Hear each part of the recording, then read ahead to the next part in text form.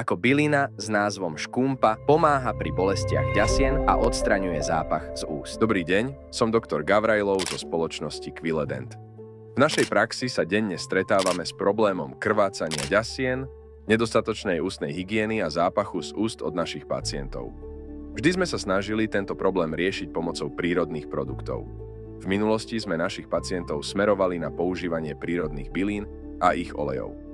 Dnes, na základe vlastných skúseností a pozorovania pacientov, môžeme s istotou odporučiť produkt Hydrolina zo škumpy vlasatej od spoločnosti Ina Essentials.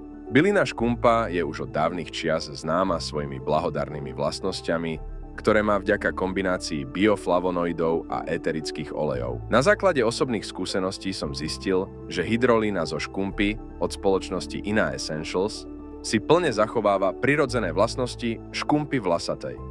Tento produkt sa získava destiláciou vo výrobnom zariadení rodiny Rauchevi. Pri problémoch s boľavými ďasnami, zápachom z úst alebo ťažkostiach s udržiavaním ústnej hygieny, ako aj po chirurgických zákrokoch, ako je extrakcia zubov a iné zákroky v ústnej dutine, je to najlepšie, čo môžeme ponúknuť a čo odporúčame našim pacientom, úplne prírodná hydrolina zo škumpy vlasatej od Ina Essentials.